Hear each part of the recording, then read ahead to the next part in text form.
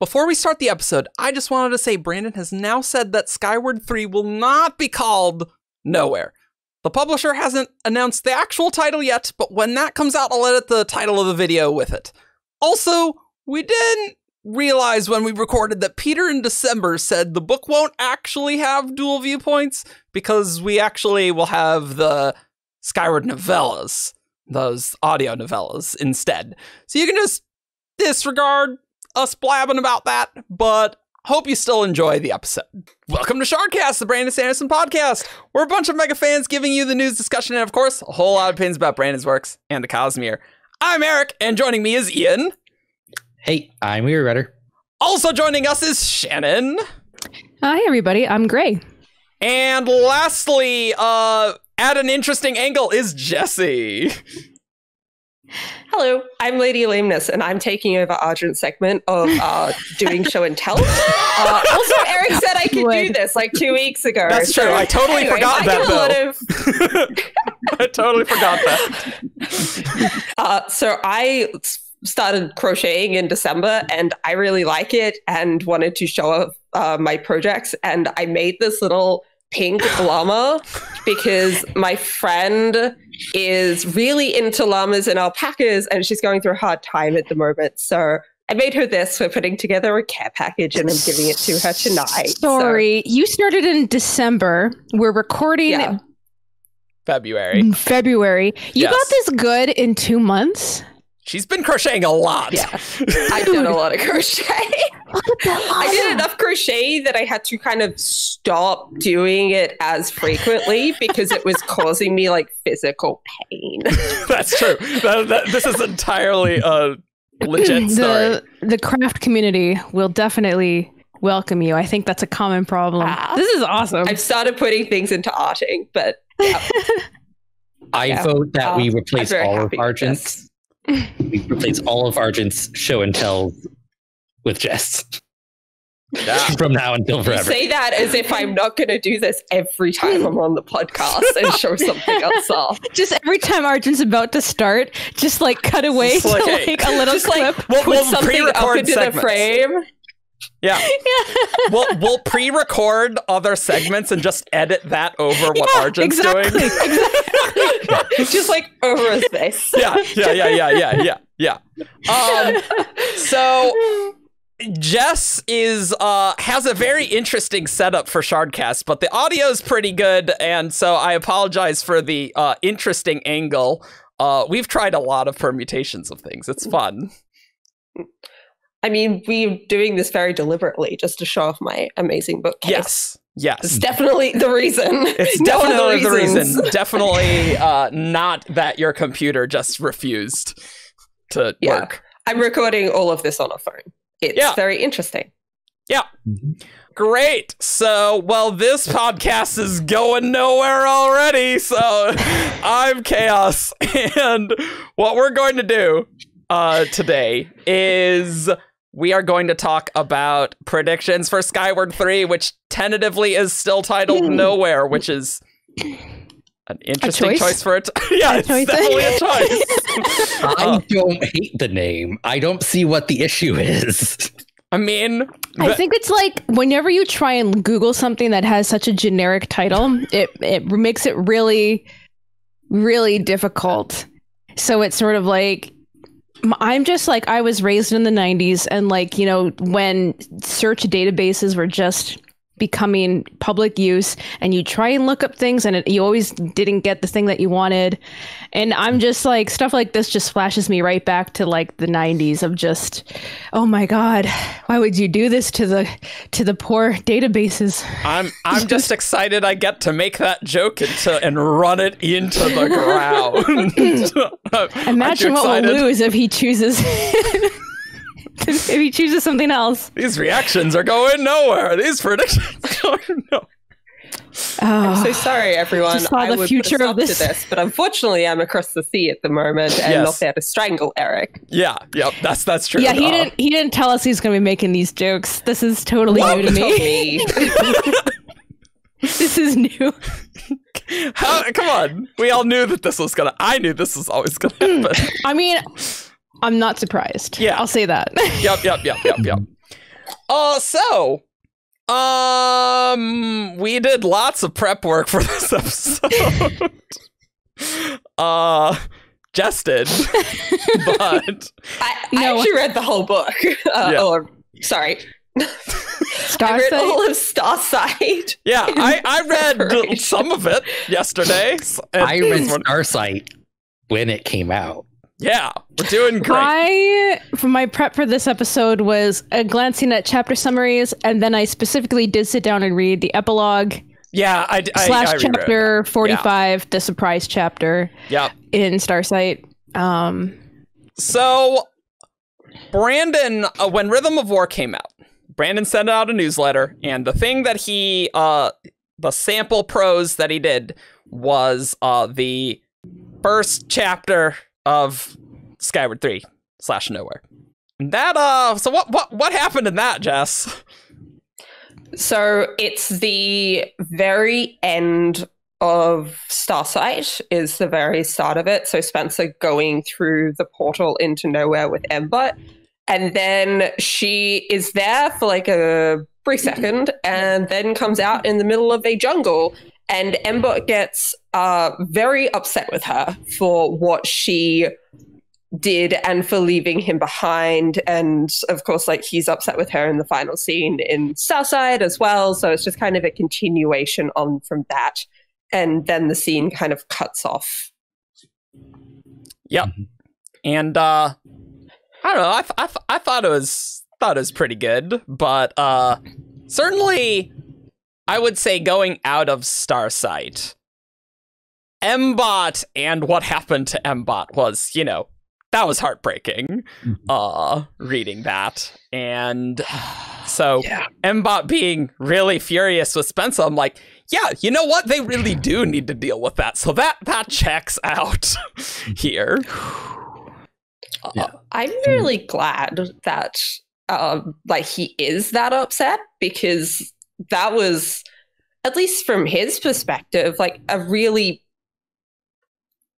not great thing for her to do, even if it was justified in her mind of why she did it.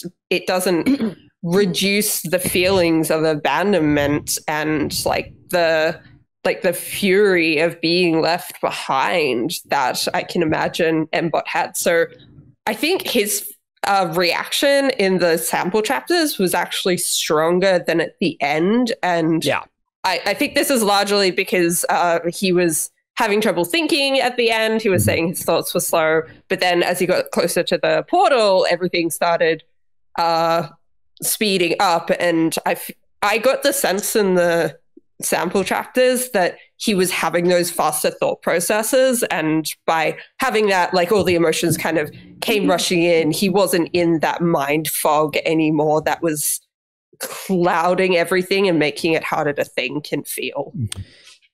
It seemed a bit like after they got into the jungle that like he felt the anger, but it still seemed like he was slower, but maybe not quite as slow as at the end of Starsight before they went in through the portal, perhaps. One thing I liked about the sample chapter, and it's kind of illustrative of how Brandon writes series. Like, he writes the first book and then he outlines the rest of the series. You can really tell that here, where there's a bit of a time jump between the end of Skyward and the beginning of Starsight. But like Starsight to Nowhere picks up immediately. Right. It overlaps, which is good. And it's also doing a better job of setting up what this book is going to be like, rather than how Starsight, where it wasn't what a lot of people expected it to be. That is true. Which worked for some people and really didn't work for others. Yep. I mean, I don't think you can argue that it's like, oh yeah, Starsight went in a very different direction than what we thought. And like, I liked almost all of Starsight, but you can go look at our Starsight reactions podcast. I'll put it in the description. But historically, I knew where we were going with Starsight, but Other important thing that the sample chapter does is it clears up the big one of our big arguments from the end of Starsight, which is that Spencer did not solve the Delver problem. She solved that one Delver, which I was saying all along. The Delvers are still lame, though. Wow. So basically, the way it is presented in the 2 seconds that she's in the nowhere, she's like sensing the Delver, and like even though she's like projecting herself as to like who she is, like other Delvers still perceive her as an invader, and even if she's alive, they like don't care. Like, I guess. I don't know. I reread that last Delver chapter, and I'm upset. And I'm like, okay. Well, we'll see. Make me wonder. So good, though. It does make me wonder whether, for the people who weren't necessarily happy with the Delver ending, whether this will make things better or worse for them. Because I can kind of see both reactions. Like, on one hand, okay, it was just the one Delver she solved. There's still the overarching threat of the Delvers. There's still this kind of big, bad, mysterious alien force that has to be dealt with. But on the other hand, it almost seems a little bit like a cop-out that she just happened to get the one Delver that she was able to deal with that way, even though the other Delvers are still very anti-human, anti-universe and life of the universe. Anti-organic? Yeah, anti-organic. That's a good way to put it. Although they are against AIs as well, I guess. Oh. Okay. Fine. But I mean, They are against not Delvers. Yes. Yeah. Yeah, like I like that, but it remains to be seen if the Delvers will still be scary. It's like, wow, that's really nice that the one Delver that she found was persuadable. That's nice. I feel like nowhere will be the deciding factor for a lot of people who are already split over that. Like, even if they are the big bad in book 4, if people don't like them very much already and don't like them in this book, I think that potentially has the potential to spoil book 4 for people, I think. I was like, I liked Starsight a lot. It was, I even liked how the Delver thing ended. But I will say, you can't go back to making Delvers like the chthonic. That's the wrong word. Chthonic means something else. Chthonic is underworld. Chthonic means like of the dead. You can't go back to making Delvers like the Lovecraftian horror thing anymore. You can't go back to making them unknowable. Right. They've been made known. And you know, I'm perfectly fine with how Spencer did that. Like, you know, that was something I'm perfectly fine with. But there is a part of me that misses what the Delvers used to be in the mines. You know, like the fear of the unknown can't be taken back, and that's just, it's a little sad. But that's not. I just don't think that's the story Brandon was telling, even though it touched on it. And it's like, okay, well, I like those kind of stories a lot. Like, I love a little like space horror, like the unknowable. And so I was really excited, but I still like it. But I just I'm a little sad that that's not where this series seems to be going. Yeah. You know? Yeah, it's like, I don't think the Delvers are the big bad. It's like the supremacy. Superiority. We did research. Yeah. I don't think the Delvers are the big bad. The superiority, or at least certain factions of the superiority, are the big bad of the series. It's just the Delvers are this weird thing that are a problem that need to be solved, but it's not the problem to be solved. I could see it going either way, of either it being like that, and maybe the Delvers is dealt with to a overall conclusion in this book, and then the superiority is the big bad in book 4. Or I could see it going the other way, where this book is actually much more based on the superiority and figuring out what's happening there. And then in book 4, it's a story around them all having to pull together and actually be united to defeat the Delvers. I could see it going either way. Mm-hmm. I'm not sure which one I would prefer, but I guess it depends how Brandon writes things. Mm-hmm. I know. Okay, I'm kind of going into like the big question of like what this book is going to be. Yeah, well, that's the question where we're trying to predict what the book's going to be.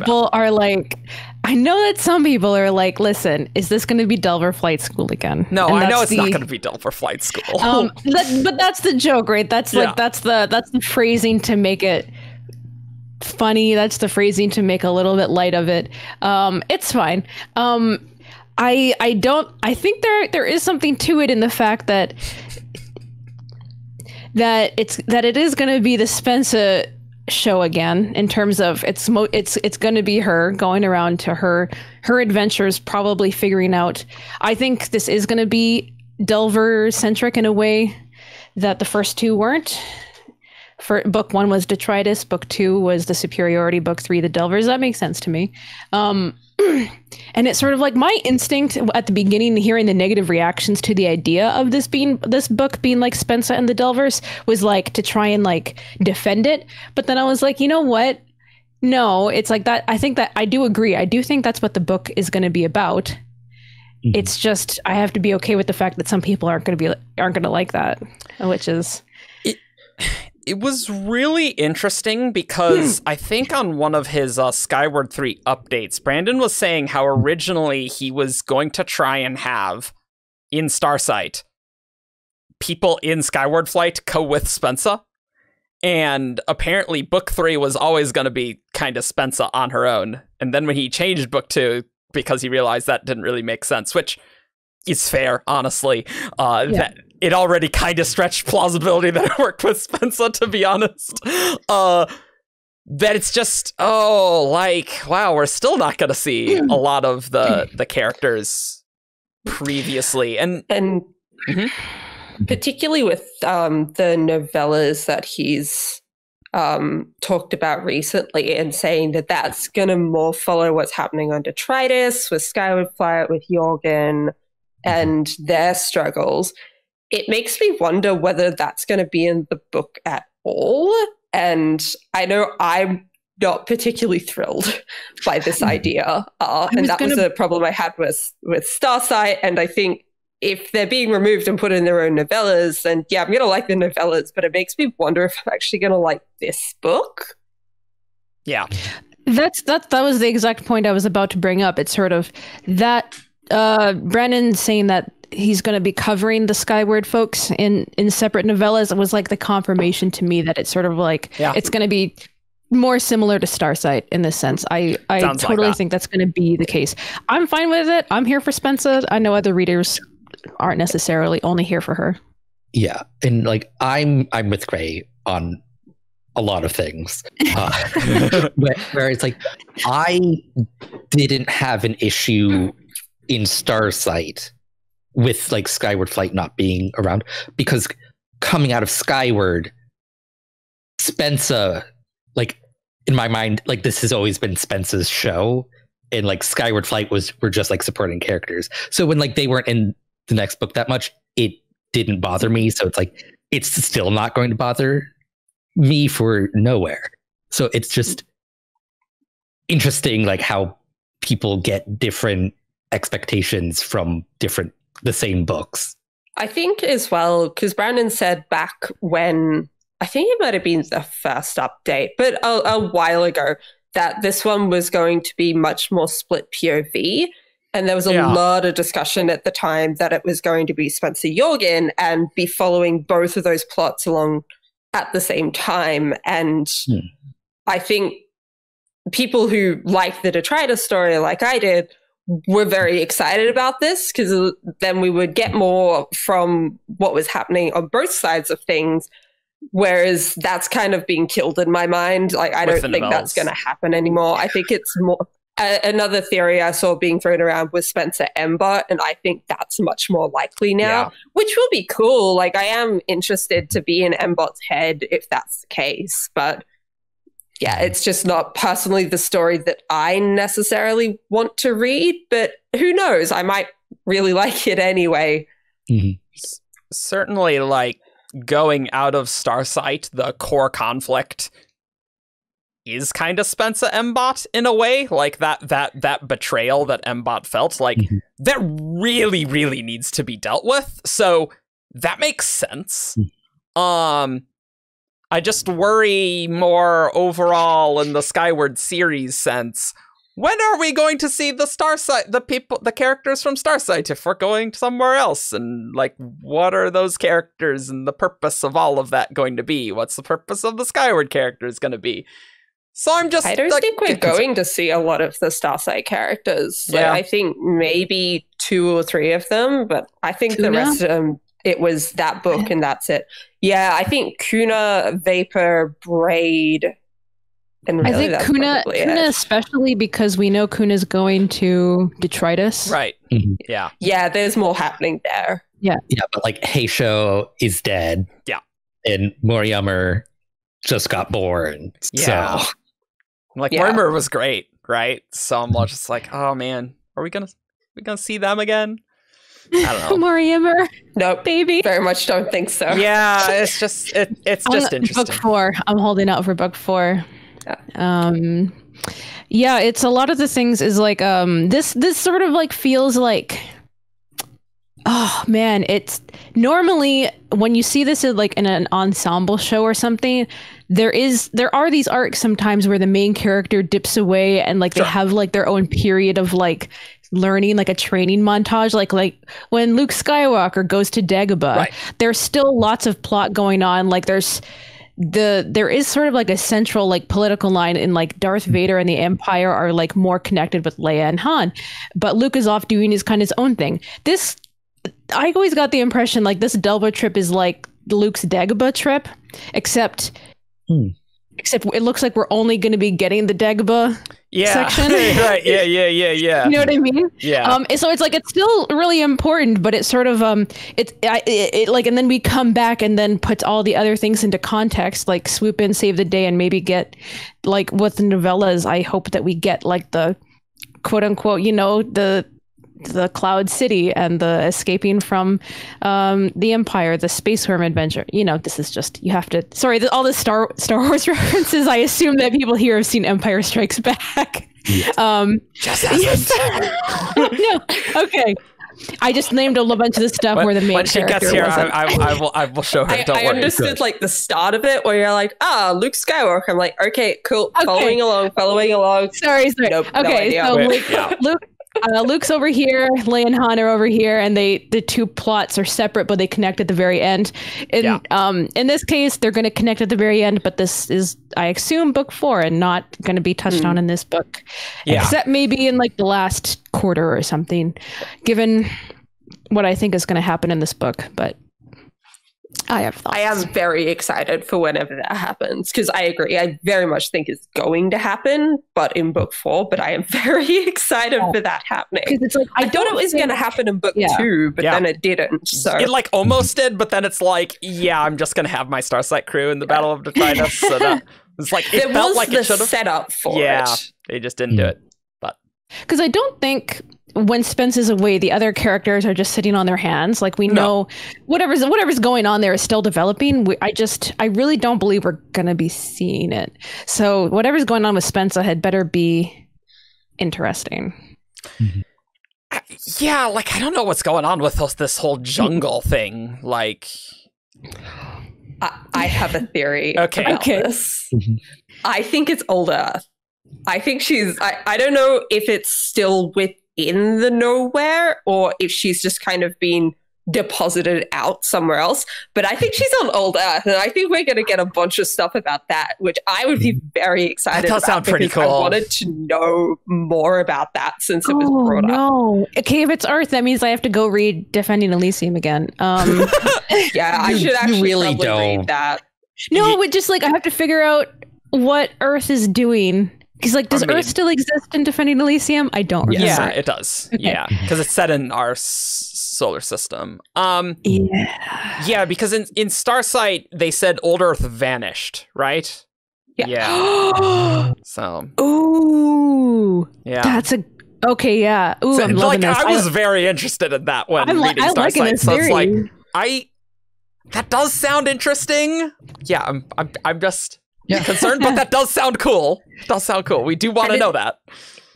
It's the most Earth-like place we've been in so far. Detritus is not like Earth at all. Like it's rocky, it's barren, and then Starsight is obviously a space station. And it's kind of set up with like lots of greenery and stuff. It kind of sounded like a big metropolis area to me. Yeah. But it didn't seem like an earthen place. It very much still came across as this is alien, this is a space station, this isn't a planet. Whereas this is just a jungle. And it's like, okay, where do I know where jungles are? Yeah. Yeah, and I do think we have to go to Old Earth at some point in this series, just because, like, we're humans. Earth is a very big deal to us. Earth is a very big deal to the humans in this in world. Like, it has constant in-world references. Well, if it vanished, like. And we know that, okay, Jess is going to have to help me out here in case I get this a little bit wrong. But the superiority, like, think of humans and the Delvers as being like kind of connected in the same way that they blame humans for, you know, they kind of like they've brought it on themselves that the Delvers, you know, it's sort of like, I always thought like I had that connection made in my mind that the superiority aliens kind of treated them as like being part of the same problem, that humans weren't doing their part to prevent. Definitely. Well, I mean, they pulled through a Delver in the second Human Wars to try and use it as a weapon, and that's the flashback scene we get at the start of Starsight, is it turning around and destroying Detritus instead. And it also sounded like they had unintentionally done it before, because it's mentioned a couple of times in Starsight that the humans are predispositioned to be Cytonics and to have those powers. And the more people use Cytonics and like use those powers, the more likely the Delvers are to be pulled through. So it did sound like the humans had accidentally done it, and then by doing that, they kind of knew how it worked, and then they tried to weaponize it later. So I completely see why there would be that connection in the superiority's mind, because I think that connection is real and does actually exist. Like, it's not something that they've just drawn a conclusion to. Yeah. So I was thinking, that being the case, it kind of makes Earth the perfect place for us, the readers, and Spencer to learn more about what the Delvers actually are, because the superiority doesn't really have a clue. And also humans' history with Cytonics and the Delvers. I think those are the two kind of big mysteries we were presented at the end of Starsight, that questions we've been asked but haven't been answered yet. I'm curious. I'm excited to know. But like, going back to like humans being connected to the Delvers, it does remind me of the story Brandon wrote, The Eyes, which like he wrote like the very beginning, which is where we get the proto-Delvers. Right. Yes. And it's like most like other alien species don't trust humans because they're the only species that brought the eyes down on them twice. Like most societies learned their lesson the first time. Humans, they did it twice. Sounds accurate. Pretty funny. Yeah. Yeah. Like that. It sounds really cool. I'm wondering if this is Old Earth, if we will like see the phone company. And so for people who haven't read Defending Elysium, basically the premise is that there was a phone company and they basically had a monopoly on Cytonic powers in our solar system. They were the ones that made first contact and realized that, like, oh, like, if we don't restrict this, like, humanity is just going to go to town on the rest of the universe. It's like the Elysium that's being defended is the superiority. Yeah, there was the story about how the humans with the powers were thinking, I have to protect not humans from the world, but we have to protect the world from other humans. And then the end of the story is realizing that the alien universe they were trying to protect was not necessarily very moral. Which is kind of what you get in Starsight anyway, right? Like, yeah. I almost wonder if there's humans on old Earth still, or whether it's more if it is old Earth and Spencer wanders around and, say, finds a bunch of ruins and maybe she finds histories, stories, or is she gonna find civilization and suddenly meet all these humans that presumably act very differently to the Defiants and also just can give her so much information, not just about her people, but about the role the humans have played in the past, if they know that, and just about civilization and culture. Yeah, like, and that would be a very good juxtaposition of the Defiant culture with other humans, which was kind of what we got in Starsight with, like, Spencer versus Braid, in a way, like how the humans differed, right? But like, sorry. It is similar to that, but reversed. Right? Because Braid is someone who has, like, drunk the Kool-Aid in what the superiority are saying, whereas like the old Earthers can show us, like, no, like, this is what, like, humanity actually is without being under threat of being destroyed. Like, we're just normal people.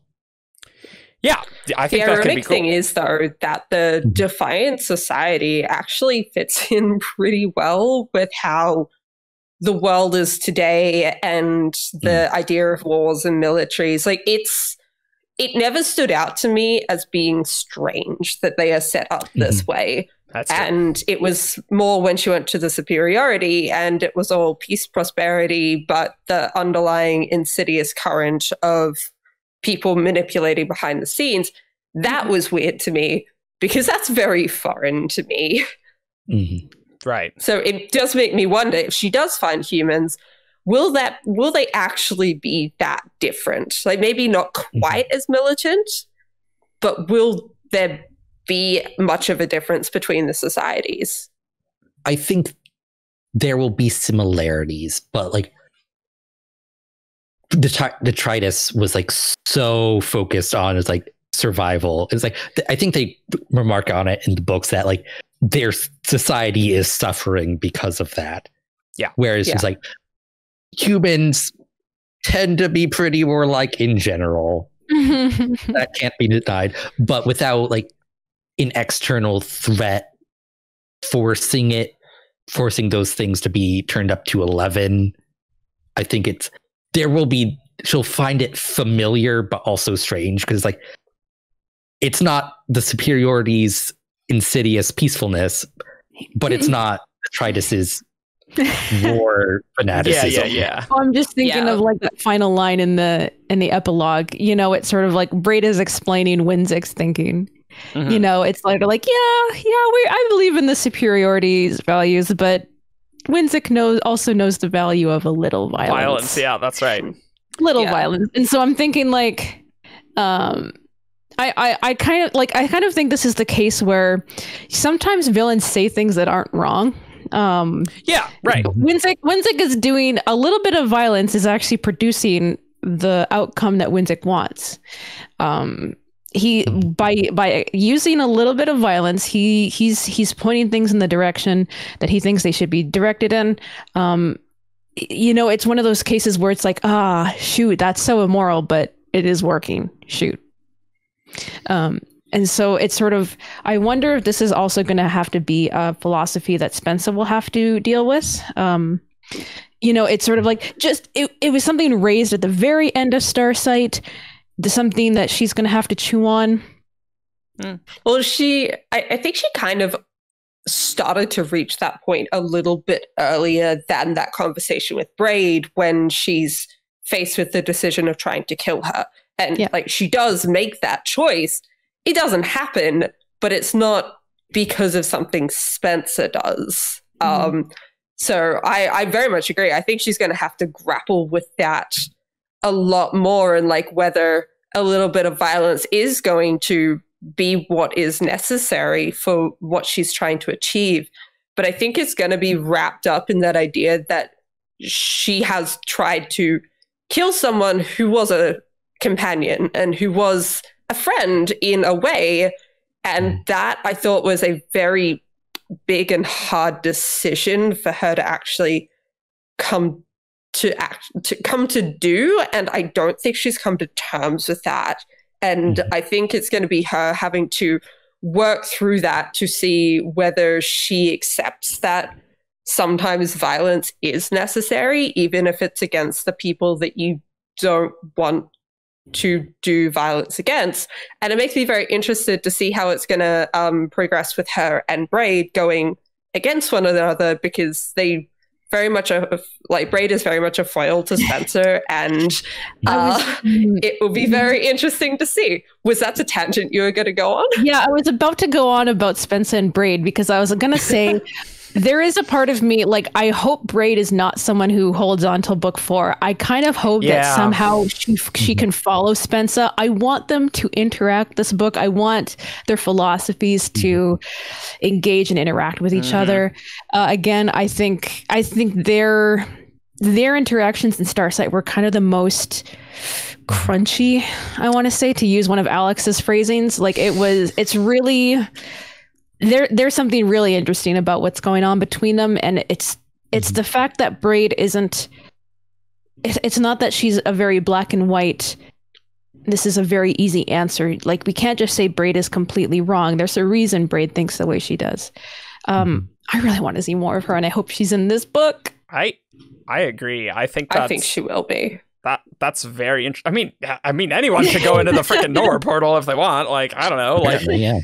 I don't know if the portal would spit them out in the same spot, but if anyone can follow them, Braid probably could. But you're totally right. The philosophical clash between Spencer and Braid is like what feels like central series conflict in a sense, right? Like that's really important. It's just reminding me of Kaladin and Moash at this point. yeah. Because like they are foils, and it's like, because Braid, from what I remember, is very much like, oh, like, it's not my fault I'm this way, I'm just a human. Like, not I see what you're taking the saying onus on herself. Yeah. Odium is taking her pain to an extent. It's just like interesting seeing that relationship, also knowing Brandon is doing Kaladin and Moash in Stormlight at the same time. It's like, there's definitely connections. He likes these pairings. My first go-to was Dalinar and Taravangian. I was just sort of like, he loves setting up two people with these are the philosophy tenets of this series. And obviously your protagonist is the one you hope that will win, but your protagonist also has to grow and change and learn to give a little. And like competing philosophies just makes villains interesting, and it makes the conflict very interesting if like, ooh, I do kind of see their point a bit, even though I think you're wrong. It's like I see it a little bit, right? And it's like, oh yeah, makes things feel a lot more real. If you can't see the point of what the villain is saying, then I think it's just not very good writing. Yeah. I don't think Spencer thinks of Braid as an opponent, as an enemy. Yeah. I think Spencer thinks of Braid as someone who could be an ally or friend one day. Yeah.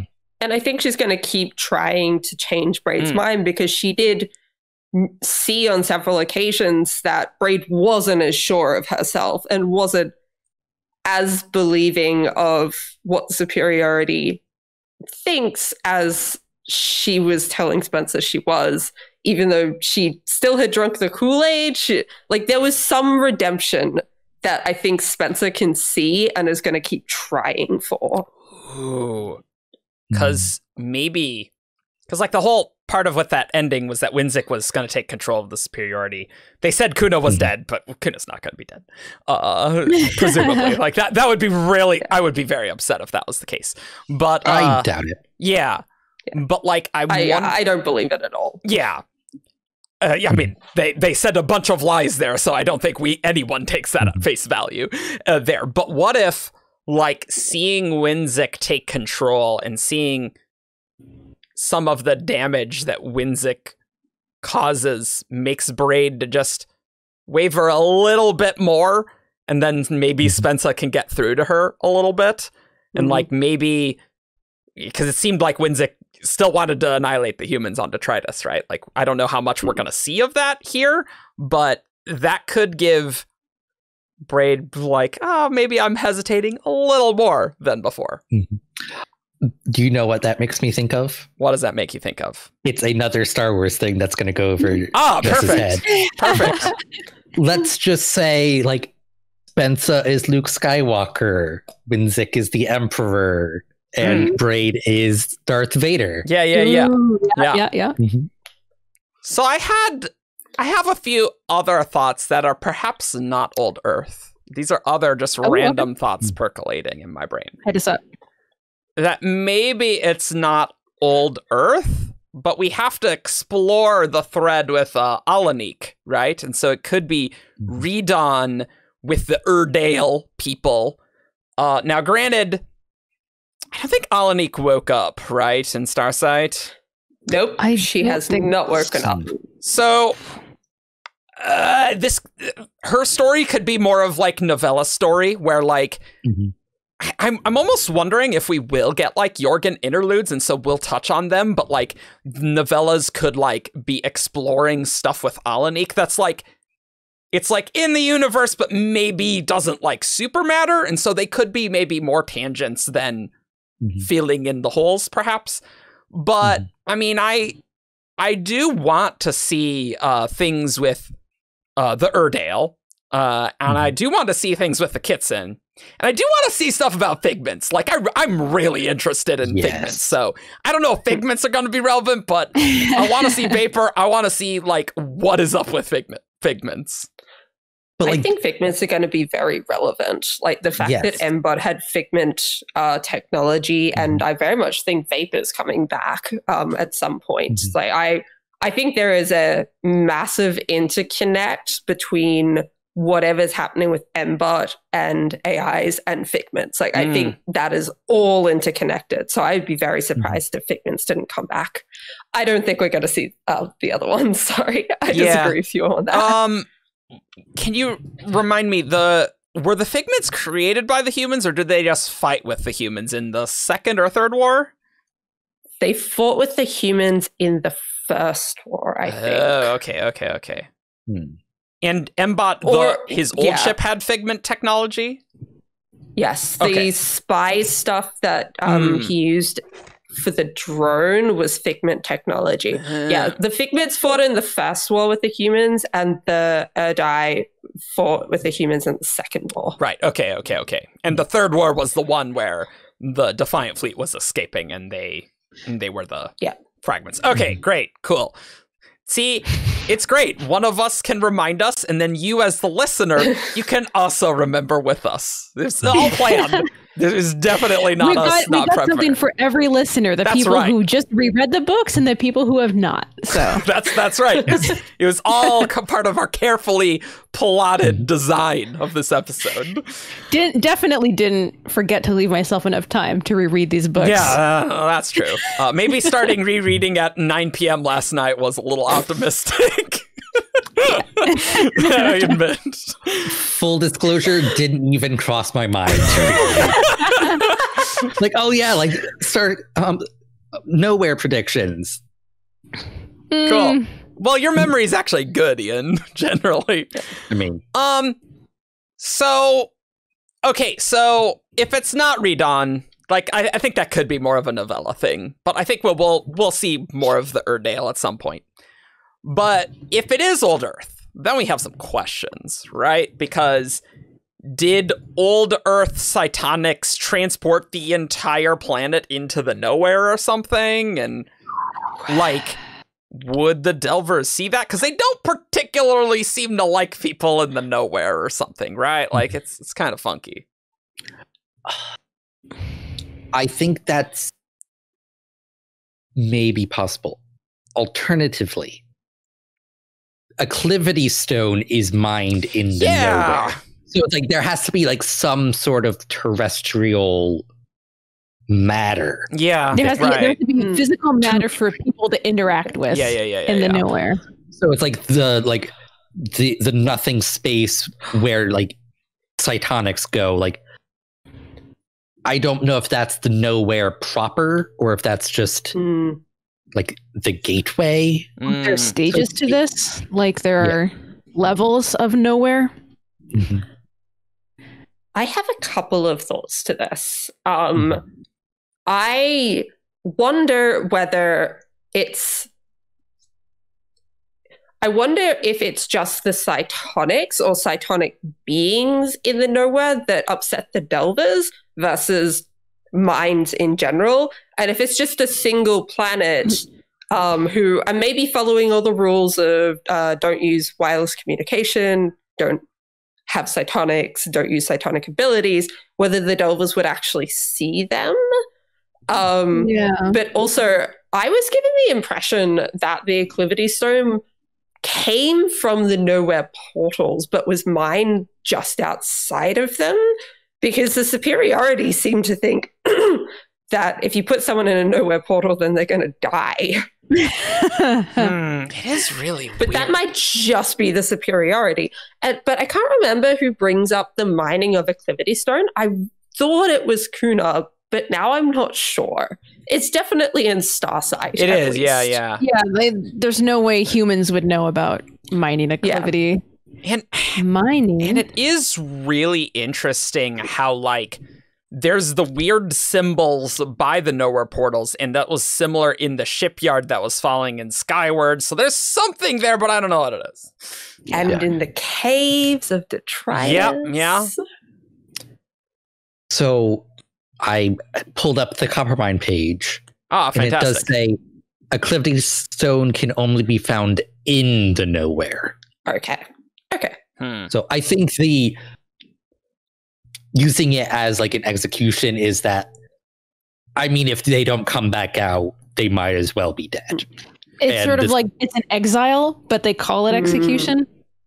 Maybe people can't come back out if they're not Cytonics. Maybe non-Cytonics, yeah. Or at least if you don't have like the right prereqs or technology, like maybe if you're like an actual miner, then it's like, all right, you're out-kitted with all this crap or something, and you could go in and be safe. But if you just toss a random person in there, well, they're basically dead. Whatever.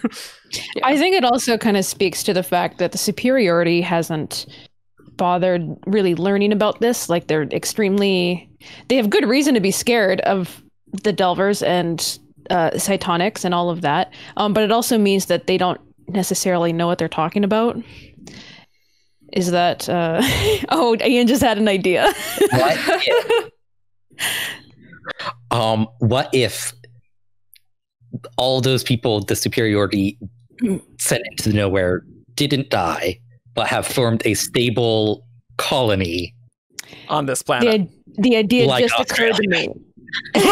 Nowhere is Cytonic Australia. The idea just occurred to me. It's like, wait, do you think we'll see a couple of the people who were executed? But because I mean, Australia is in the upside down, so this is very plausible. I like this idea, but can confirm Australia is in the upside down. It's like all not upside even down in the real there. world. Yeah, we had to flip her camera because it was all upside down. Yeah, they came here just to film the Stranger Things upside down things, and then went back to America to film everything. That's what happened. That's totally how it happened. Oh my God. Wasn't... Remind me if I'm wrong, but wasn't there like that gorilla that was in the flight program, and didn't they exile him through the nowhere portal? Yeah, that's the one I was thinking of. Yeah, I don't remember his name. There was a gorilla alien. Yeah, it was like that. It was like GUZ''AH. I don't know how to say that, but I'm pretty sure that's how it was with the spelled. apostrophe. It makes me think it's not Guja. Yeah. Well, regardless, that would be interesting for Spencer to find them. Do we think that Old Earth is in the nowhere? I can't think of anywhere else. When something disappears. Well, I guess space is really big. It could just be somewhere else in space. Yeah. And if there are no Cytonics on Old Earth, and it's like safe from the Delvers in the nowhere, I have a theory that maybe the Cytonics of Old Earth sent Old Earth, like all the Cytonics were like, we'll stay here. We can't go with you, because if the Cytonics go with you, then the Delvers will see us. And so maybe the Cytonics, they all teamed up together to transport Old Earth in there, and they like stayed behind in the regular universe or something. I don't know. Yeah. I kind of like that, actually. What if all of the human Cytonics teamed up with all the kitten Cytonics and just went and like formed their own colony somewhere, and are just like cool. peaceful and harmonious by themselves? They're like, we're okay here by ourselves. I do want to find the Kitson Cytonics who went somewhere else. I was like, just about to bring them up. Like, yeah, I think that'll come up somehow. Yeah. Because it's like, God, I hope so. there also haven't been any new Kitson Cytonics, correct? Yeah. Like, since Well, they left. It is a family line thing. So if nobody had the genes for it, then I guess nobody would actually manifest the powers. Right. And they're I guess it supposedly depends on whether it's a dominant or recessive trait. they're supposedly more rare in the alien races. Is that? Yeah, right. Because like if it's recessive, then like even if all the same thing with the Terracemen, like get rid of all the living ones, it's still going to be part of the genetic makeup of the species. But if it's dominant and they all leave, then they wouldn't. I feel like it's recessive, at least in humans. Yeah. Because like I guess like Spencer's family, it is just passed down the entire line. But Jorgen's family, it doesn't seem to, unless like his mother and or father, whoever came from the scientists, like just pretended they didn't have Cytonic abilities. Which is plausible in that society, to be honest. Yeah. Because neither of them were pilots, right? So they probably The could have mother was a pilot. Oh, she was? Okay. Yeah. The father was a politician. The mother was a pilot. But the father was very against the defect and like really fought to hide it. So like I've kind of always thought up till now that was just, he was aware that it could be in his lineage, but maybe he was actually Cytonic, and like that's why he tried so hard to hide it. Yeah. So maybe it is dominant. Speaking of the whole thing with the defect, there was one thing in Starsight that, like the whole thing with Spence's dad, good old Z Nightshade, best name, but he had, because he didn't have the shielding that M-Bot had, his Cytonics, that was a defect and they could control him. And the whole reason why Spencer was immune when she went out there was because of M-Bot's shielding. But M-Bot is a drone now, so she could be vulnerable to that. And that's an interesting thing that we didn't really follow up with in Starsight that could come to get Spencer, because she's a lot more vulnerable without M-Bot as a ship. Oh my god! This book is going to be so emotionally tough for Spencer and M-Bot. It's going to be rough. Yeah. I wonder if she would be as vulnerable, because like she does have Cytonic training now. That's true. Whereas Chaser didn't. Yeah, like he didn't understand what these abilities were, so like they could take advantage of it. True. But like she might have a little bit more like, because like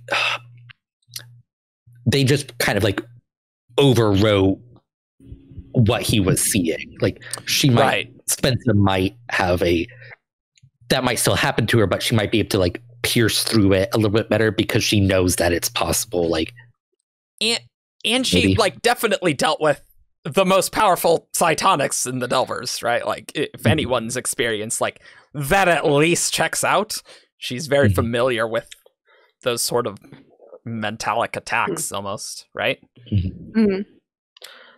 Do we think that she's grown more powerful or like has lasting effects because of her interactions with the Delver? I don't know if I would say more powerful, but I think that would probably give her some confidence. That's not necessarily the right word, but at least freedom from fear of experimenting. Yeah. I would view it not as becoming more powerful in terms of like raw power, but like more skilled. Yeah. Like it was like a learning experience, and now she can do more because she knows more, but not in terms of like raw power. You know, this just makes me think. You have 2 books left. Spencer has really not had any Cytonic training proper, right? And there's lots of training that could occur, so I'm almost wondering if going to Old Earth, we will see some phone company peeps, and we will, Spencer will get her.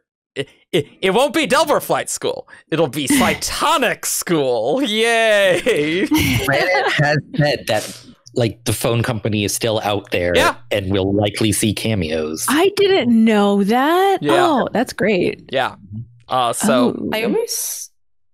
always wonder if she'll learn something from Mbot about it, because I got the impression at the end, because he rewrote his code to get into the drone, that the blocks that were on him aren't there anymore. Yeah.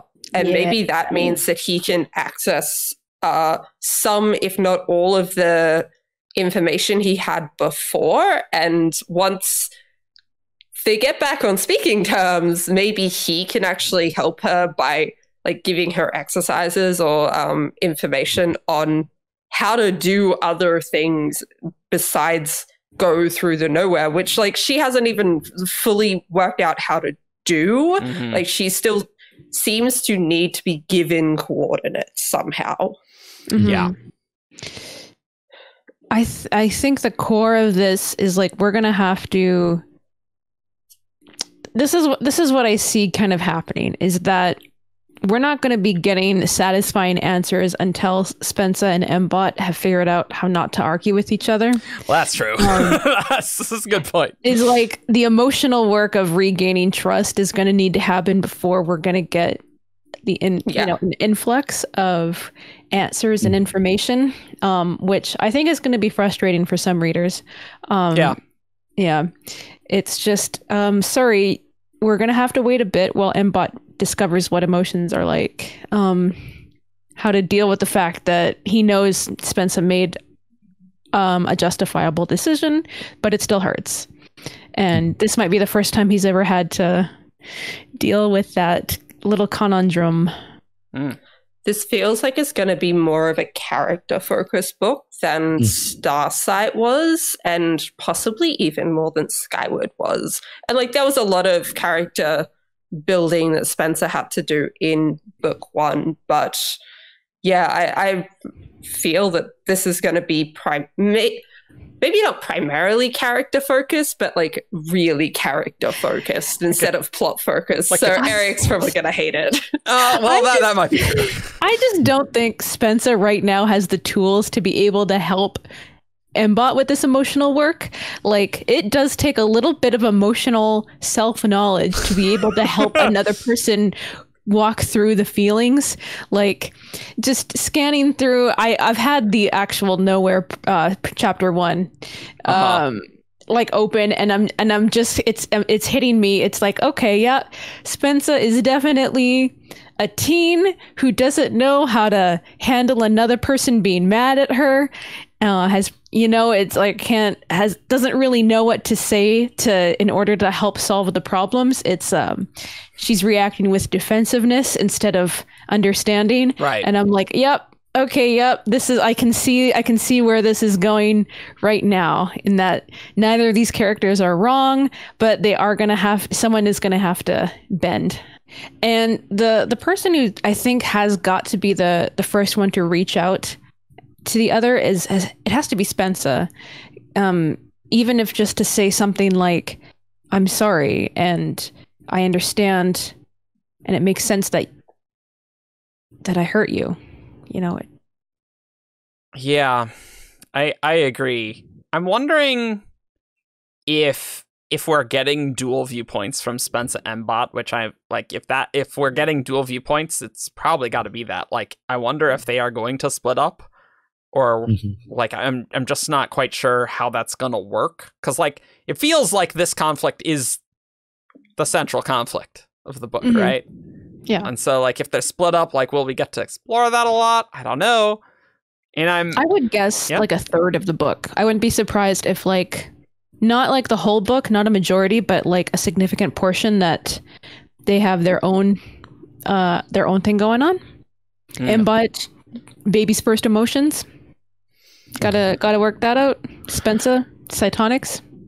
It's like, I just find it so weird that this is the book that Brandon decided to make dual viewpoints, because this is the book where that is very explicitly Spencer alone. It's like, this is an interesting choice, Brandon. I'm not sure how it would work, because like it seems like Mbot is the main choice right now. I just don't know how that's gonna work. Well, I remember seeing a theory back after Starsight was first released about Mbot potentially becoming the villain. And with how angry he is, I could see that happening. I'm not sure I think that is going to happen, but that could work with the dual viewpoints if they do end up splitting up because they don't reconcile, and for some reason or another, Mbot comes to resent Spencer and maybe starts like becoming more of the antagonist of the story. And we get to watch that evolve based on this conflict that happened in the book before. Oh, that would be painful if they separated. Yeah. They were separated at the end of book 3. Excellent. And only resolve their differences in book 4. I think that's really interesting because there's all this conflict regarding like AIs. Oh, AIs, they're scary. And, even the humans, like, yo, we got to put blocks on these AIs. And Mbot's free, right? Like, what can that do? Like, there's a conversation in Starsight where they're talking about what makes someone alive, and Mbot's talking about reproduction. And Spencer was saying, oh, yeah, no, it should be fine. And he brings up the scenario, but what if what if there was 1,000 Mbots? And suddenly, like, that sounds like much more scary than, hey, there's one Mbot that can reproduce and create this cute little drone that like seems almost like a mascot in a way. And I can see where this theory has come from, because that does sound like it could go very badly. A very mad AI in charge of a little drone army. But like I like the idea of Mbot being a villain, not like the big villain of the series. A villain of the series.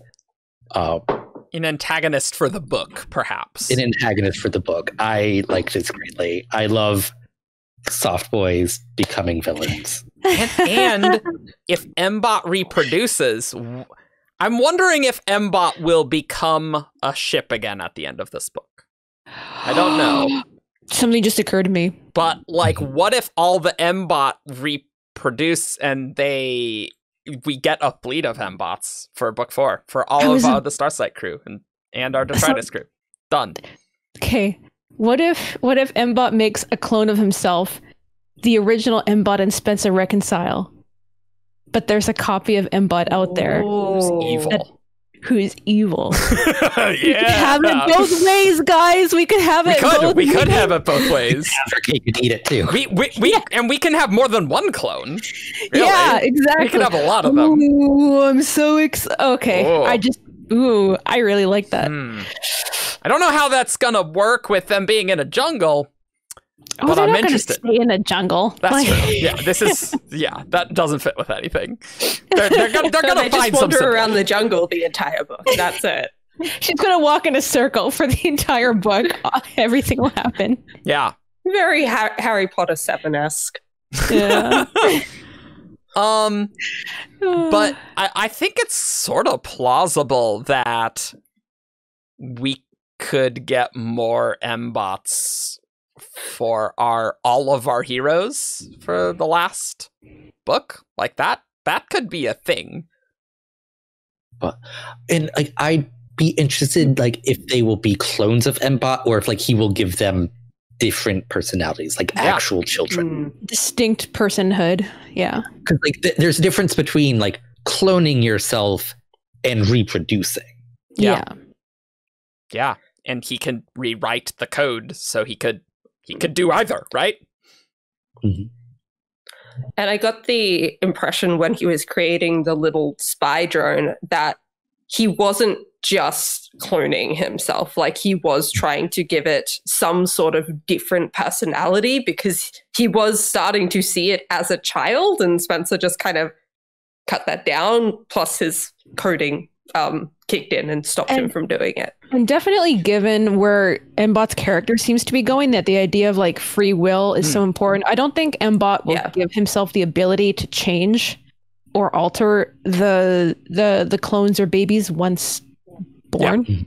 Yeah. It's I think this could be a potential issue where the AI children are the issue, because M-bot has already previously locked himself out of being able to alter them against their will, which seems to be really important to him. Yeah. Mm-hmm. Yeah. Oh man, I just got really excited for this book. Yeah, the M-bot stuff, it's been almost criminal in our Skyward podcast, Skyward lore, and our Starsight prediction, how little we talked about M-bot. I remember, because we kept forgetting about M-bot. But this is going to be an M-bot book. We're going to learn a lot about M-bot and a lot about who he is and what he becomes, right? Yeah, because it's this is the boy and his dragon, the girl and her spaceship. Yep. That relationship is integral to this series. The premise. You can't break from this premise. Mm-hmm. Which is very sad if he did. Which is almost why I'm thinking that he will be a spaceship by the end of the book.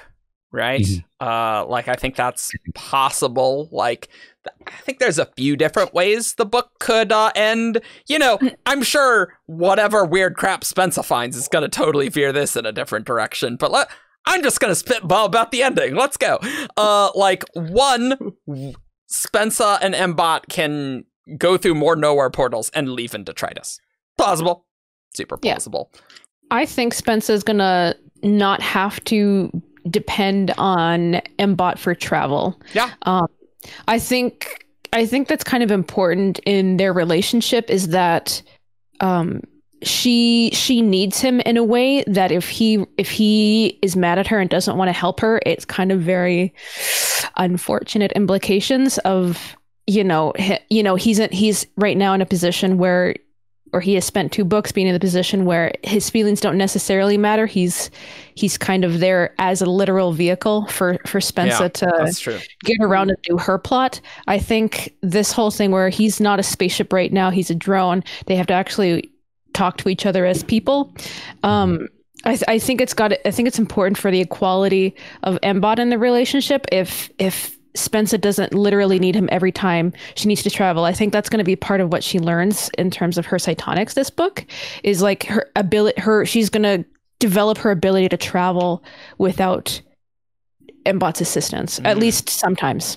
I kind of think it's a little bit of both of what you're saying, but this is based on a bit of a crack theory of mine that I actually think that the Figments are AIs that have become self-aware.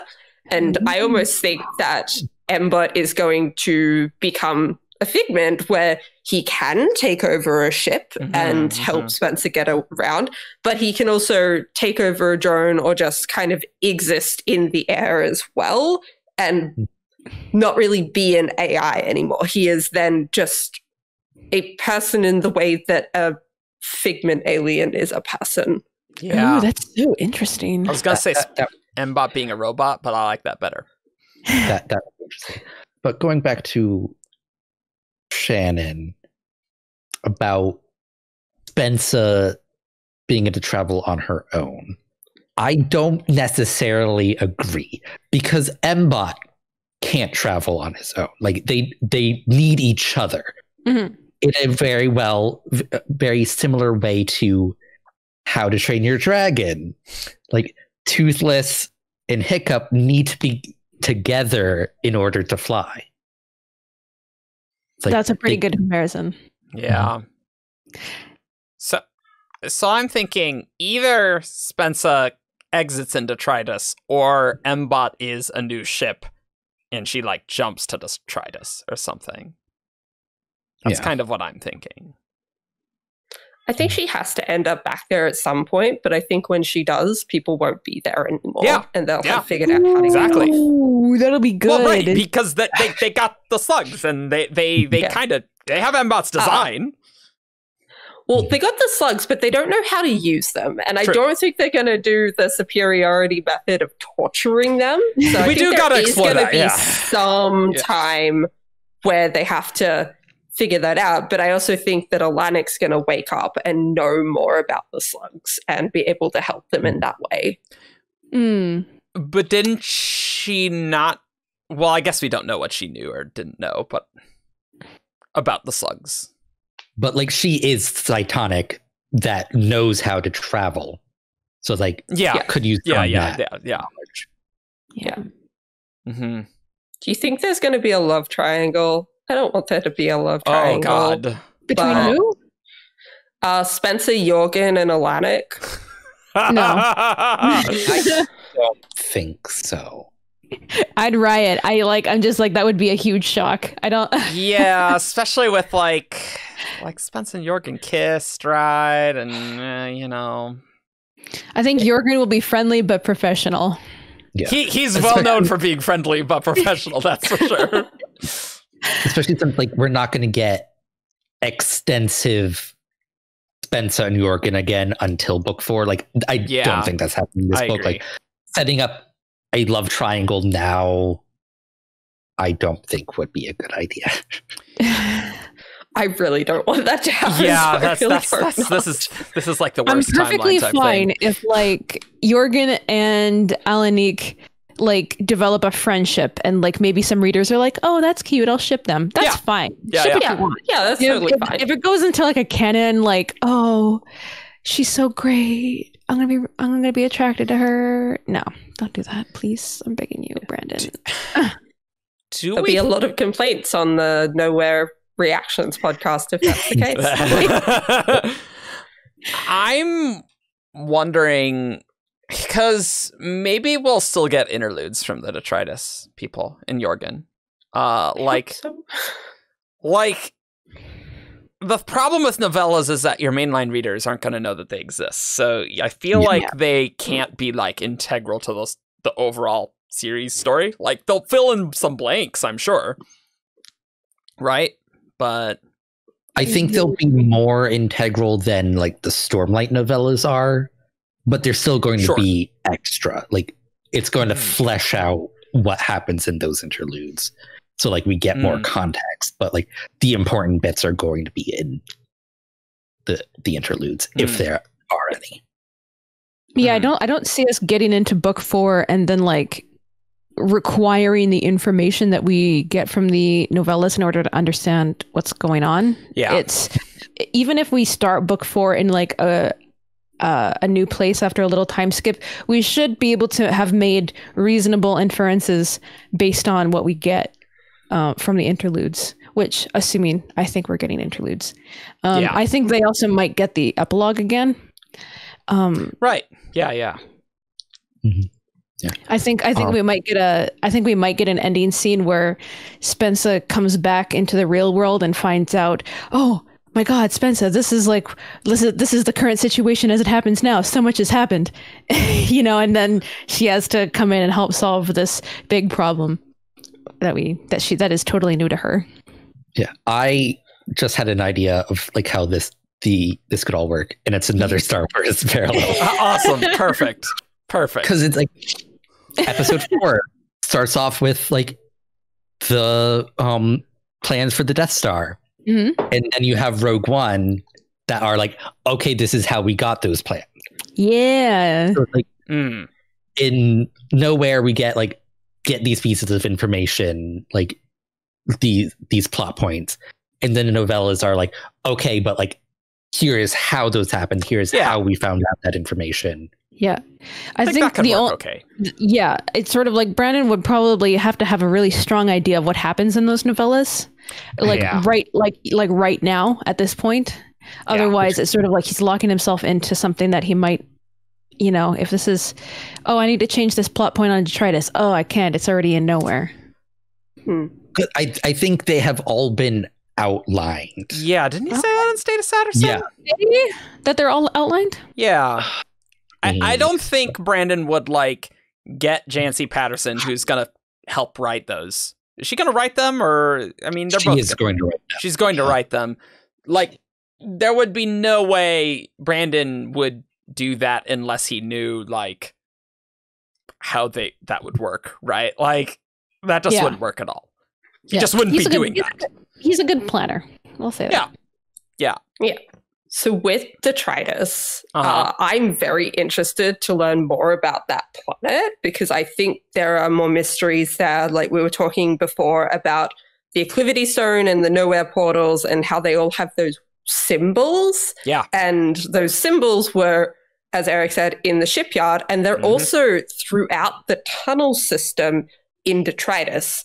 And then also in the flashback at the start of Starsight, where they watched the Delver take over the planet, there's a reference to, I think it's called the No-Walk, and how they have to make sure it's closed. Yes. So it sounds like there's almost a Nowhere portal in Detritus, but I also have a personal theory that Detritus is a dead Delver maze, and that's what all of the cabins are. Because they're also in the Delver maze that they practice on. They are. So I just want to know more. I want to know why those symbols are there and just what they mean. And the No-Walk being closed, because I reread part 1. That's as far as I got. And they're like, yeah, why would the No-Walk need to be closed? That was really, they felt that was important as the Delver was attacking, which is very interesting. So it's as the Delver was attacking, they were shooting at the Delver, which is why the inner layers were all broken up, because they were shooting through the inner layers to shoot at the Delver, which I felt was very interesting. Yes, it's very interesting, because what is up with that shipyard, these symbols? There's something with these symbols. I don't know what, but that's a thing we gotta do. And they've been there since the beginning. I can't remember if Little Spencer mentions it in the prologue of Skyward, but her first chapter is going through the tunnels and hunting rats, and she brings it up and brings up this old piping, and it's seated there from the beginning. It would make sense if they're building these giant shells, because the Detritus, our heroes, they're all getting their Acclivity Stone from the shells of Detritus as they're falling. That was the whole point. Yeah. So it sounds like you would need a crap load of Acclivity Stone to make all that work. So building this cytoshielding project around some access point in the Nowhere where you could get Acclivity Stone, you couldn't source it from elsewhere. That would be very impractical. right? No. Yeah. I like the dead Delver theory, like that. It's a good one. It's existed since Starsight. Maybe even did it exist at the end of Skyward? It's been around a while. No, because we didn't know Delvers were a thing. That's true. Right. That is true. That is Didn't true. reread. But yeah, no, classics theory. I'm very fond of it. Even if it's one of those, like, even if it's not true, like right now, I kind of hope it is. It's like all that weird dust, right, in like the Delver when they appear, right? It's mentioned that when Delvers appear, they attract material around them. So, like, yeah. I really like this theory. I'm really fond of it. But I really want to know, like, are those symbols the symbols of the Delvers, or are they of a different civilization? Like, how does all this work? What's going on? It's very super weird. Because I got the impression from the Delvers that, like, yes, they're very powerful beings, but they don't seem to have, I guess, what would be the word? They don't seem to have, like, a social structure that, a culture, or even, like, an awareness to need to have a written language, which is just very interesting. So what other language is this? What is the purpose of this? I have a crack theory. Me too. And it's kind of going back to like Detritus being a dead Delver. Yeah. We've discussed the possibility of there being some sort of connection between humans and Delvers.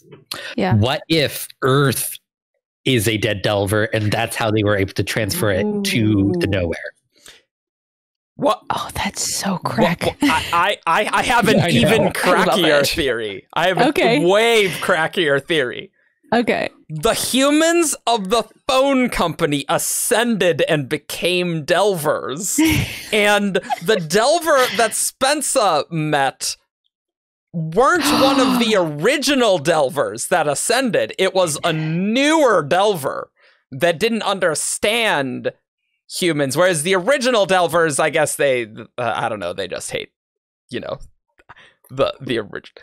I don't know. Why would the phone company turn against humanity? I don't know, but like I'm trying to like figure out why there would be symbols, right? In Delvers. Ooh.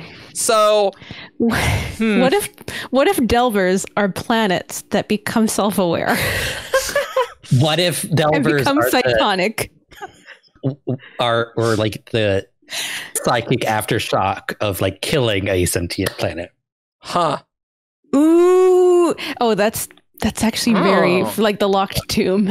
Yeah, that's exactly what I was going for. I will say, if there is a solid explanation for why the Delver that attacked Starsight is different from the rest, what if it was that Earth? Will help. That will help. To be honest, like, I think it's possible that, like, I don't know, if you're a sufficiently advanced Cytonic, then you like sort of become a Delver somehow. I don't know. This is my favorite segment of this. This is just like, yeah, let's go. No rails. This part's going nowhere. And my off the theory cliff. is now that Delver was Earth. The Delver was Earth. The real Delver was the friends we made along the way. Well, definitely seems like it, considering the end of Starsight. That's man. True. That's true. It's sort of like I would be okay letting go of Delvers being the Lovecraftian horror thing if like the reason that Delvers exist is interesting enough. Like, that's true. That's I'm with you there. I agree. Yeah. That's totally true. Come on, give us the Delver book. Give us the answers to these mysteries. I want something juicy. Let's go. But the symbols are like very connected with this and with the nowhere portals. Like there's just such weird stuff going on with that. I'm going to be totally honest. Until this conversation, I had kind of assumed that the humans had been to Detritus before. And it wasn't originally alien, that it was human and then dead and then... Yeah, right. Humans came back. I just assumed that humans had built this place detritus as it is, the ruin. Well, it's definitely implied that the shield around detritus was built by the humans during the Second War, because that's how they thought they would be safe to bring the Delver through, and that they would be able to protect all of their communication. And then that didn't work at all. And it said that they set up multiple planets like this with this shielding as their bases of operation. Yeah. Also, the fact that there's apparently multiple human sanctuaries That is in the true. universe at the There's moment. multiple human preserves. Oh. Yeah. Because there's that was the detritus preserve, right? Wasn't the human preserve. Yeah, that was the detritus preserve. And it makes me think that the other ones probably aren't set up with all this shielding and we're more, hey, we've captured all these humans after the war, we have to put them somewhere, we're going to do that under our terms, whereas they didn't get to do that with detritus. They just had to take what was given to them, because that's where the humans went, because the great-grandmother knew that it was a place of safety. Right. So it must have still been known throughout the fleet to some extent. This used to be one of our old bases, and in the before times. Yeah, and especially among the people of the engines, they would be the ones who maintain that knowledge. Yeah. And if there's a cytonic reasoning why they could feel and sense detritus and try and go there. Yeah. Maybe, yeah. Oh, I like that theory. I like the theory that Cytonics can sense other Cytonics. Well, it's not really a theory because we do see it, but I feel like it's on a much bigger scale than we've seen. So I really like that idea, and it's good. I like it. Wonder... Now I'm on this different track that what if all these nowhere portals are all human created and the symbols are all human created, but I don't know if that works. I don't think so. Maybe they're like tears in the universe instead of being naturally created. Yeah, I guess the way my very tired brain is going right now was that either it's Delver-related symbols or it's human-related symbols, right? And if detritus was human-built, then it's probably the human one. And if it's a dead Delver, then it's probably the Delver one, right? So I was just trying to go down the path of it not being a dead Delver and what that would imply, right? And I mean, it seemed like the humans were all over the place. So maybe they created a lot of these tears. I don't know. Maybe the superiority was discovering them later. I don't know. But if Spencer doesn't recognize them all at all, and they're really weird symbols, then probably not. I don't know. It depends on how long the superiority has been using Acclivity Stone for spaceships. Because is that the only way to get spaceships? Because if so, then it has to predate humans. The nowhere portals have to predate humans being among the stars, because they needed some way to get the Acclivity Stone, which the only way to do that is nowhere portals. Yeah, it just seemed like in defending Elysium, they didn't need any of this Acclivity stuff, right? So that doesn't necessarily need to be true, right? I mean, they could have made spaceships another way, and then the Acclivity Stone spaceships are just much better. Because we have spaceships in the real world, and Acclivity Stone is real. Yeah, right. Exactly. I just feel it's tricky using defending Elysium. It's very tricky. Yes. Because it's very Brandon just didn't come up with most of this stuff at that point. It's like if he was going to rewrite Defending Elysium now. I wonder it would be different. Yeah. Oh man. I will say I'm much more excited about this book after this conversation. Because there are a lot of interesting plot threads, and honestly, if the Delvers have some sort of good origin story that explains why some can be different from others in a way. You know what? I like my stupid crack theory that they're ascended I love every humans single one or of these beings. crack theories. I don't know about ascended humans, but they're ascended something that were just Cytonic's so powerful that they're man, these other people, they suck. We're going to do our own thing, and we're going to live over here. I don't know. I like planets becoming Cytonic. I'm so glad you do. I was like, is anyone going to like this stupid theory I love the idea that the Delver is Earth. Like, that just kind of makes everything so much better in my mind. And if the Delver is Earth, then that means they're not on old Earth. Yeah. That Spencer wouldn't be on Earth. It could be something else. Why is it called Old Earth instead of just Earth? Maybe. Is there a new Earth somewhere? Well, let's say our society went to the stars. I think we would still, in our language, still refer to the ground as Earth, right? And like things of Earth, that would kind of still be there. But if we couldn't get back to Earth, the original Earth, then like old Earth's just like, oh yeah, that original one, in a way. The original place. Yeah, that just, I guess, to emphasize, the home planet. Yeah. The mother world. The old world.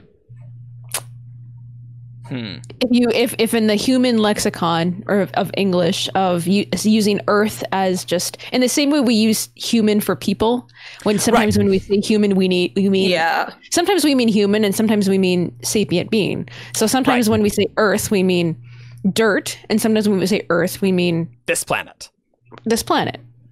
Yeah, sometimes this specific dirt. Yeah, this specific dirt.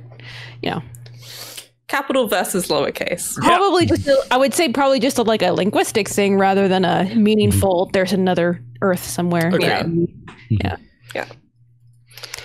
Something else that I am interested in is the Tanics and how that is all meant to work. And I am very interested to see how Detritus deals with the slugs, because I don't think it's going to be the torture method. But also, I just don't understand how they work. I have complained to Eric a lot about this. I don't understand what the superiority is doing with them. It just doesn't work in my head.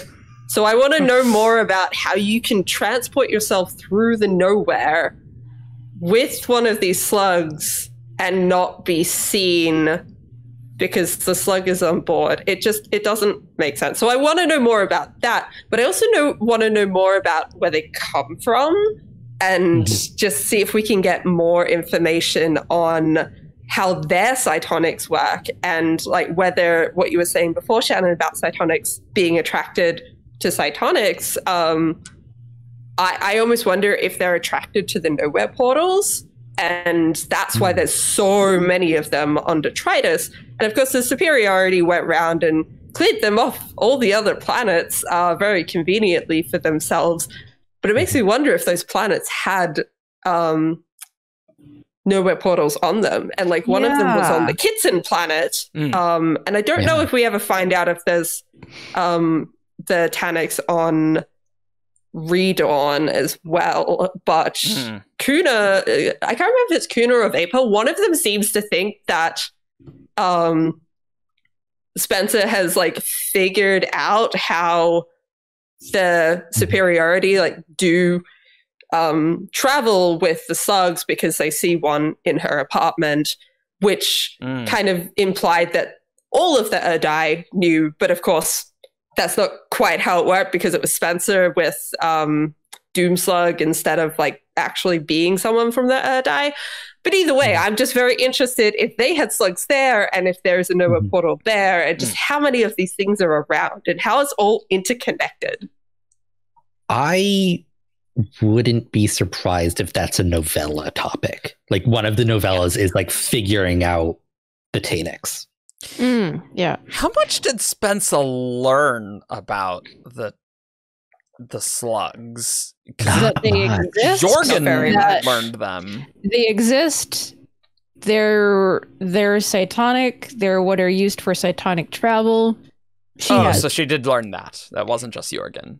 who discovered it. Yeah, no, it was Okay. it was like, because remember there was that whole like little plot line in Starsight where she hears the Cytonic scream. Yeah. And she's like, and then for like a little while when I was first reading Starsight, I was like, oh my God, do they have like I imagined not the slugs, but like other Cytonic sapient beings that they were torturing, and I was like, that might have been a little much for a YA novel, but at least maybe one of Brandon's YA novels. But so we know, and then she found out when like someone saw her with Doomslug, or someone saw Doomslug at her house, and they were like, and so she gets that little explanation later.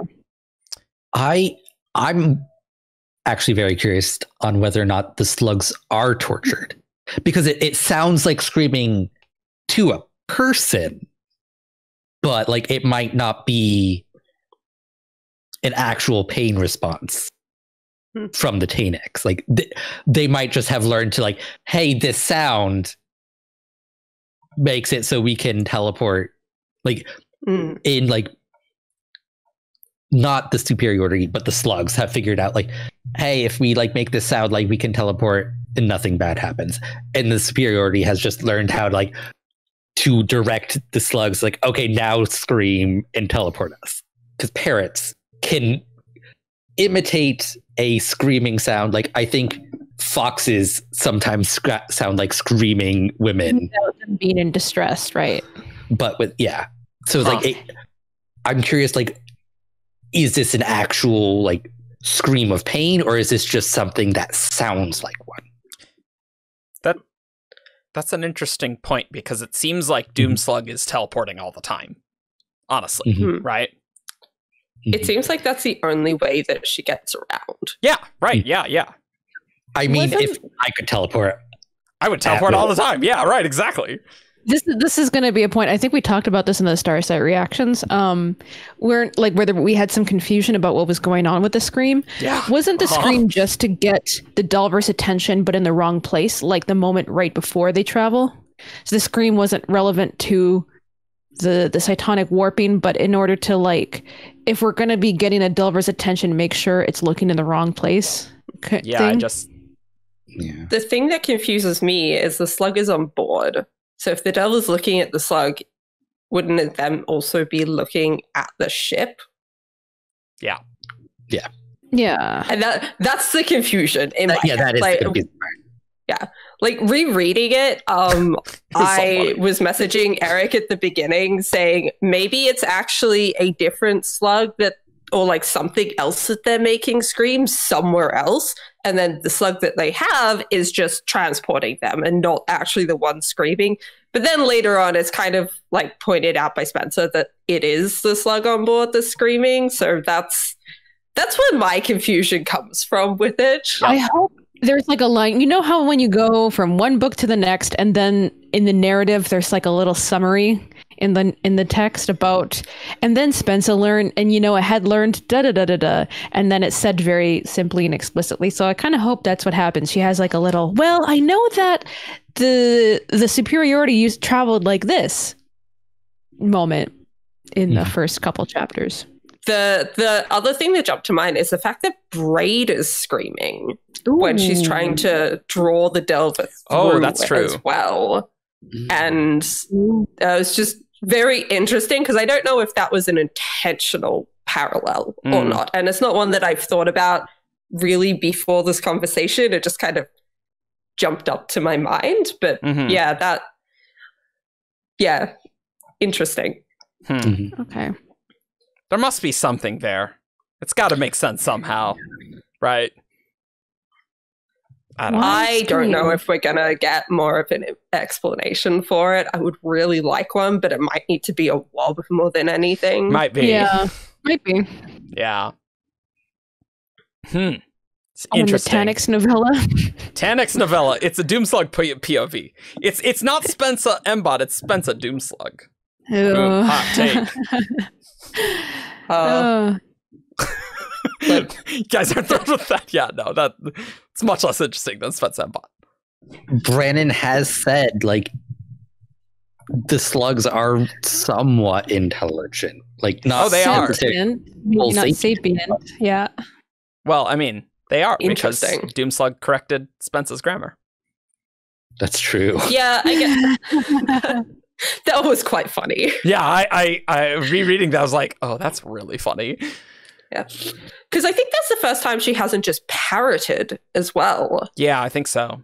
Yeah. Interesting. Anyway, you guys got any other final thoughts for Nowhere? Skyward 3? I'm excited. You're excited. Kind of excited. Before this, I was mostly I was kind of a little bit not bored, but it's like I can't think of what's going to happen. It's just going to be Spencer, and I have no idea what could happen next. I'm really bad at generating theories like for this. I'm really great at bouncing off of other people, That's but it why was you like gotta be I on the can't. show. Gotta be on the show. I can't.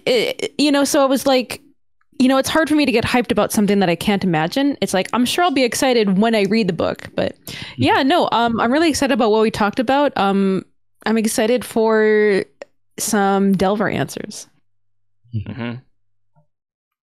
I'm ready to delve in to the nowhere. To nowhere.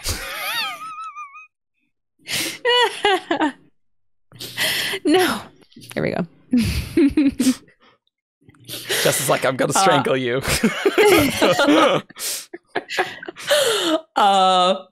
Like, I find it funny, but at the same time, it's like, I'm cringing so much. Which You're is kind welcome, of the point. everyone. And like, I don't blame you for it or anything, because I know that's what you're going for. I'm cautiously excited for this book, because I did have such a negative reaction to Starsight, but I love Skyward, and I really want to love this book, and having all of this conversation has made me much more like positively excited for it, and at least to like try and keep an open mind that it might not just be the things that I'm worried about, because this has all been very exciting to talk about. So there's going to be cool MBot stuff, and that's going to be great. And that's probably the thing I'm most excited about. Like, if MBot reproduces, makes tons more MBots and stuff, and what do they find in this weird jungly place? Like, there's a lot of cool that could happen.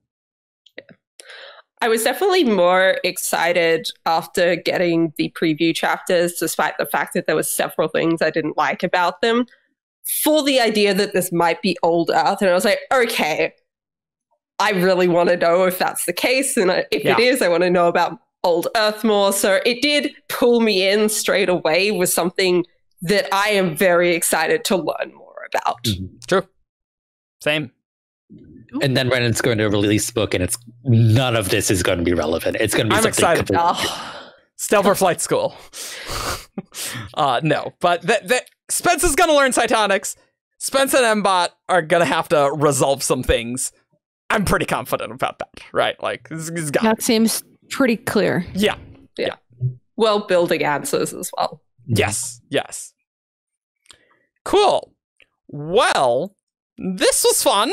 And we don't have a Who's That Cosmere character for this one.